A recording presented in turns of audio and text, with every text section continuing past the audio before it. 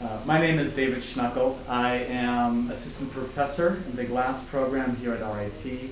I have been here for 10 years, and I've been loving every minute of it.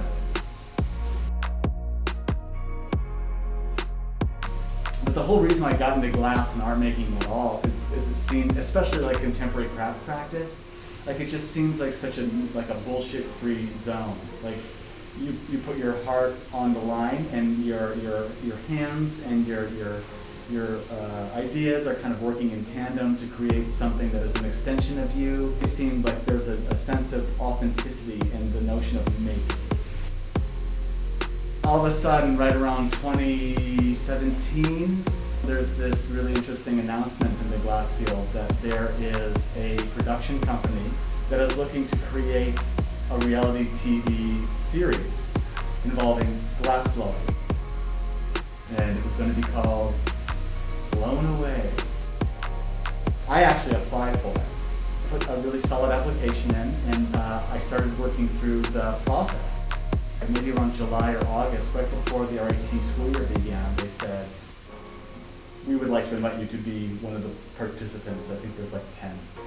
And I thought, wow, I didn't see this coming.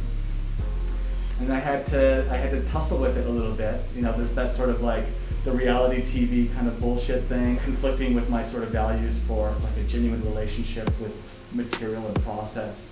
But I was also thinking about the conflict with missing the opportunity to kind of be with students for a very significant amount of time. And so I had to decline the offer. So I thought, it would have been a difficult sort of situation to kind of place my making practice with glass in a sort of reality TV context. I thought that was kind of a cool thing to kind of see, like a moment that passed by that wouldn't have really done me any good, I don't think, but it could have done something. No, I do not regret the decision of declining the offer. Life as a practicing artist before becoming an educator is a different animal. So the way in which I was sort of having to navigate some sort of career after especially leaving undergraduate school was getting a job that allowed me to have access to a facility.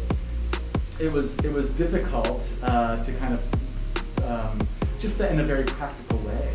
Very difficult to kind of find the facilities needed for a practice that's rooted in glass making.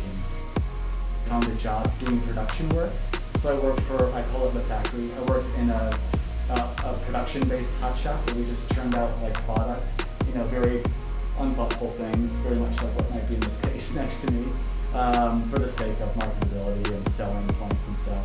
But then on the evenings and weekends, they granted me access to the studio. In my case, maintaining some sort of emerging career was incredibly, was a problem to solve, and that was how I solved it. And of course, following graduate school, I wanted to do the same thing, and that was not through a production-based studio, but by way of becoming immersed in a university program of some sort.